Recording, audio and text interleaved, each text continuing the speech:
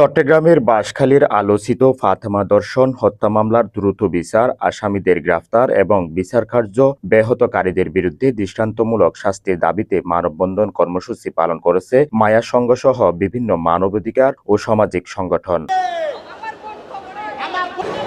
মঙ্গলবার সকাল 10টায় চট্টগ্রাম আদালত প্রাঙ্গণে জিরো পয়েন্টে এই মানববন্ধন অনুষ্ঠিত হয়। কর্মসূচিতে অংশগ্রহণকারীরা ফাতেমা দর্শন হত্যা মামলার প্রধান আসামি নেজাম মাজির বিরুদ্ধে দ্রুত আইনগত ব্যবস্থা গ্রহণ, তার জামিন বাতিল এবং মামলার সুস্থ তদন্ত নিরপেক্ষ বিচার নিশ্চিত করার দাবি জানান। আমাদের এই সমাজ টাকার কাছে বিকৃত, আমরা কোনো বিচার পাই নাই।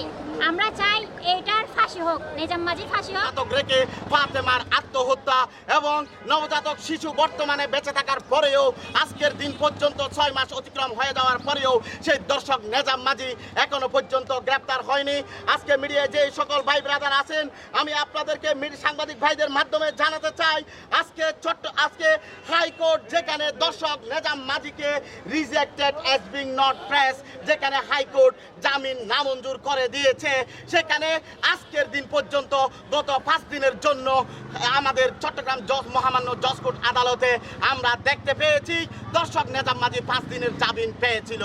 এখন আমরা আজকে ন্যায় বিচারের জন্য রাজপথে লড়তে গিয়ে মায়া সংঘের যে সকল বিপ্লবী প্রতিবাদী তরুণ প্রজন্ম রাজপথে আমরা সংগ্রাম করে যাচ্ছি, আমাদের নামে চাঁদাবাজির মামলা হয়েছে। আমরা আজকে মানবেতর রাজপথে ঘুরে ঘুরে জীবন কাটাচ্ছি। পক্ষান্তরে দর্শক এবং দর্শক বাহিনী মুখোশের আড়ালে যারা যে সকল সমাজপতি ন্যায় বিচার করে দিবে বলে আজকে দীর্ঘ 1.5 বছর পর্যন্ত ফাতেমাকে বিবাহ বন্ধনে আবদ্ধ করে দিবে বলে সন্তান প্রসব করেছিল। সেই সন্তানের বয়স 19 দিন হওয়ার পরেও ফাতেমার লাঞ্ছনা গঞ্চনা সহ্য করতে করতে সমাজপতিদের টাকার বান্ডিলের কাছে বিক্রি হয়ে যাওয়ার কারণে আমার বোন ফাতেমা অকালে আত্মহত্যা করতে তাকে বাধ্য করা হয়েছিল। আজকে সেই নবজাতক শিশু আপনারা দেখতে পাচ্ছেন, এই অসহায় নবজাতক শিশুর কি অপরাধ ছিল? নেজাম মাজি আজকে সে আসামি হয়ে সে হাইকোর্টের জামিন দেয় নাই, কিন্তু জজ কোর্টে কিভাবে জামিন দেওয়া হলো? কুখ্যাত আসামি সে একজন খুনি দর্শনকারীকে উনি কি বিয়ে করবে বলে একটা স্বীকারোক্তি দিয়েছে। স্বীকারোক্তি দেওয়ার পরে কিন্তু সে বিয়ে করে নাই। এটা আমরা প্রতিবাদ জানাই, তীব্র নিন্দা জানাই। এরকম হলে হয়তো আমাদের দেশের প্রত্যেকের ঘরে ঘরে যেমন আনাচে কানাচে এগুলি কিন্তু দর্শনে থাকবে। এটার সুবিধা যদি আমরা পাই তাহলে প্রত্যেকে সচেতন থাকবে। হুমকি দেওয়া হচ্ছে বিভিন্ন লোক, ইভেন কি ওনাকে টাকা পর্যন্ত ওরা এসেছেন, কিন্তু উনি তাদের কাছে মাথা নত করেন নাই। কারণ ওনার একটাই দাবি, নিজাম মাসির ফাঁসি নিশ্চিত করে উনি ঘরে ফিরবেন ইনশাআল্লাহ।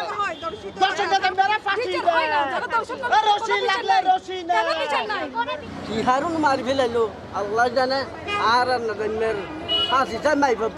মানববন্ধনে উপস্থিত ছিলেন মায়া সংঘের প্রধান সমন্বয়ক মোহাম্মদ গিয়াসউদ্দিন আকবর চৌধুরী, হিউম্যান রাইটস কমিশন এর সেক্রেটারি জেনারেল জনাব আব্দুল নূর, কাশফুল লিগ্যাল অ্যান্ড সার্ভিস এর চট্টগ্রাম মহানগরের সভাপতি মোহাম্মদ জাহাঙ্গীর আলম, চট্টগ্রাম জেলা লিগ্যাল এড এর প্যানেল আইনজীবী জনাব অ্যাডভোকেট হেফাজউদ্দিন, মানবাধিকার সংগঠক বিলকিস বেগম, প্যারালিগ্যাল সংগঠক রুকিয়া বেগম, মায়া সংঘের সাংগঠনিক সম্পাদক জনাব অ্যাডভোকেট আব্দুস সবুর সহ আরো অনেকেই উপস্থিত ছিলেন। মানববন্ধনে বক্তারা বলেন, ফাতেমা দর্শন হত্যার মতো নৃশংস ঘটনার বিচার যেন কোনোভাবেই বিলম্বিত না হয়। একই সঙ্গে যারা বিচার প্রতিক্রিয়া বাধাগ্রস্ত করার চেষ্টা করছে তাদের বিরুদ্ধেও কঠোর আইনগত ব্যবস্থা গ্রহণের দাবি জানান।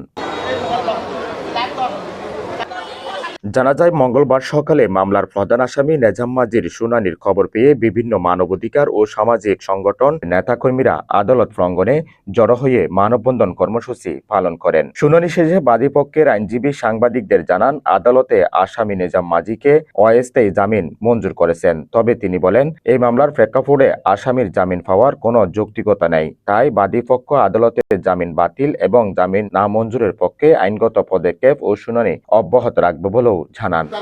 এবং জামিন নামঞ্জুরে সিডব্লিউ বলে জেল হাজতে প্রেরণ করা, কিন্তু উনি বিজ্ঞ আদালতকে প্রতারিত করেছে এবং জন্ম নিবন্ধন পর্যন্ত প্রতারিত করেছে। এমনকি কোনো খাবিরনামার কপি দেখাতে পারে নাই বিজ্ঞ আদালতের সামনে। আমরা খুবই ক্ষুব্ধ এবং আমরা তার জন্য জামিন বাতিলের দরখাস্ত করেছি এবং আমরা তাকে যেন সিডব্লিউ বলে জেল হাজতে প্রেরণ করা হয় তার জন্য উপযুক্ত আমরা আদালতকে বক্তব্য স্থাপন করে আমরা আদালতকে বোঝানোর জন্য আমরা চেষ্টা করেছি। কিন্তু আদালত সন্তুষ্ট হয়ে বিজ্ঞ আদালত তাকে স্থায়ী জামিন দেন নাই, অস্থায়ী জামিন দিয়েছেন। পরবর্তী তারিখটা আমরা আজকেও আমরা নির্ধারণ করব, আমরা নিয়ে নেব।